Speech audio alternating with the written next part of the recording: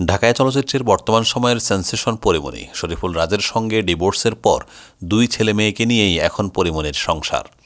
বর্তমানে single mother হিসাবে সন্তানদের বড় করে তুলছেন তিনি। এদিকে বেশ কিছুদিন ধরে গায়ক শেখ সাদীর সঙ্গে পরিমণির প্রেমের গুঞ্জনে উত্তাল নেট দুনিয়া। তাদের দুজনকে বিভিন্ন জায়গায় একসঙ্গে সময় কাটাতেও দেখা যাচ্ছে।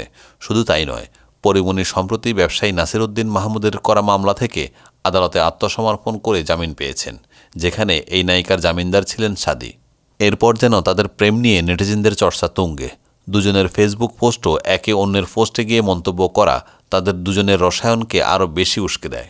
যদিও দুজনেই তাদের সম্পর্কের ব্যাপারে স্পষ্ট জানিয়েছেন যে তারা শুধুই ভালো বন্ধু, তবু গুঞ্জন যেন থেমে নেই। সম্প্রতি দেশের এক সংবাদ মাধ্যমের সঙ্গে ফের সাদী প্রসঙ্গে কথা বলেন পরিমণি। এবার স্পষ্ট করেই পরিমণি জানান দিলেন, সাদী তার জীবনে জাদুর মতো। পরিমণি বলেন, সাদী আমার জীবনে একটা জাদুর মতন। আমি মন খুলে যার সাথে জীবনের কথাগুলো বলতে পারি, জীবনে খারাপ সময়ে যে পাশে থাকে, আগলে রাখে, সে তো জীবনে আশীর্বাদ হয়ে আসে। ও ঠিক তাই আমার কাছে। সাদী প্রসঙ্গে পরিমণি আরও বলেন, একটা চড়াই উৎরাইয়ের মধ্য দিয়ে আমার জীবন চলছে। বিপদের সময় যে পাশে থাকেন সে আমার জীবনের জন্য আশীর্বাদ। আমি এই জীবনে অনেক শুভাকাঙ্ক্ষী পেয়েছি, এখনও আমার অনেক শুভাকাঙ্ক্ষী রয়েছে। আমার সুখ দুঃখের গল্পগুলো তাদের সঙ্গে শেয়ার করি, এতে আমি মানসিকভাবে ভালো থাকি। অন্যদিকে পরিমণির সঙ্গে পরিচয়ের বিষয়টি ব্যাখ্যা করে শেখ সাদী বলেন, একই অঙ্গনে দীর্ঘদিন কাজ করার ফলে পরিমণির সঙ্গে আগেই পরিচয় ছিল। পেশাগত কারণে তার সঙ্গে আমার পরিচয়, মাঝে মধ্যে দেখা ও কথাবার্তা হয়। এইটা নিয়ে বেশি কিছু বলার তো কিছু দেখি না।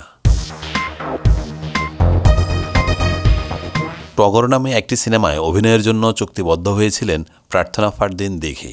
এই সিনেমাটির টিজারও প্রকাশ হয়েছিল, কিন্তু শেষ পর্যন্ত এটি থেকে বাদ পড়েন দিঘি। তার পরিবর্তে নেওয়া হয় পূজা চেরিকে। এর কারণ হিসেবে সিনেমাটির পরিচালক আলোক হাসান দিঘির অপেশাদার আচরণের কথা উল্লেখ করেন। 22 ফেব্রুয়ারি নতুন করে মোশন পোস্টার প্রকাশ করে সিনেমাটির নতুন নায়িকার নাম প্রকাশ করে প্রযোজনা সংস্থা। মোশন পোস্টারে দেখা যায় আদরের সঙ্গে পূজা চেরিকে। তবে সিনেমা থেকে বাদ পড়ায় শিল্পী সমিতিতে অভিযোগ জানানোর পাশাপাশি মানহানির কারণে আইনি পদক্ষেপ নেওয়ার কথা ভাবছেন বলে জানিয়েছেন দিঘি।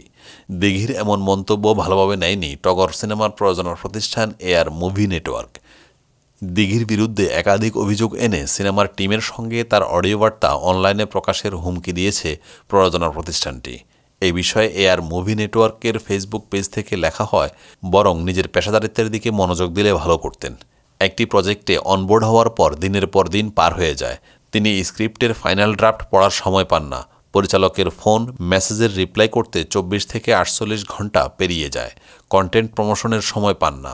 এমন পরিস্থিতিতে একটা প্রযোজনা প্রতিষ্ঠানের করণীয় কী থাকে? একটা প্রজেক্টের শুরুতেই যদি এত অনীহা ও দায়িত্বহীন কাজ করে, তাহলে রিলিজের সময় কি হবে? দিঘির অভিযোগের পরিপ্রেক্ষিতে প্রযোজনা প্রতিষ্ঠানটি লিখেছেন, পরিচালক নিজেই তাকে বাদ দেওয়ার বিষয়টি জানান।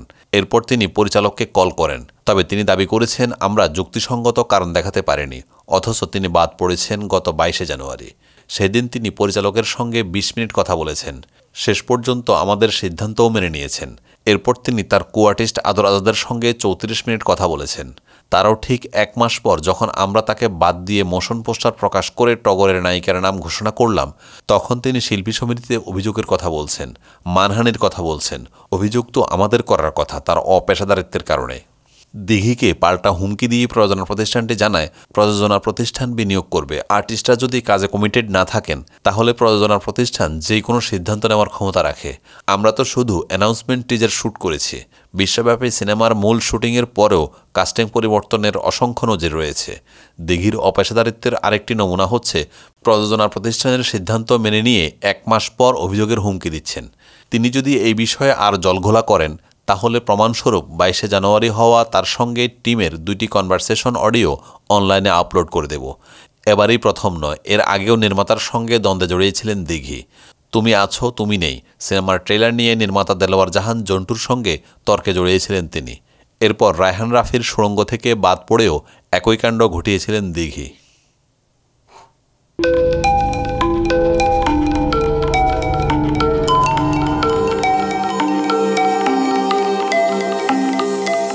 টেক টিভি, দেশ ও দশের কথা বলে।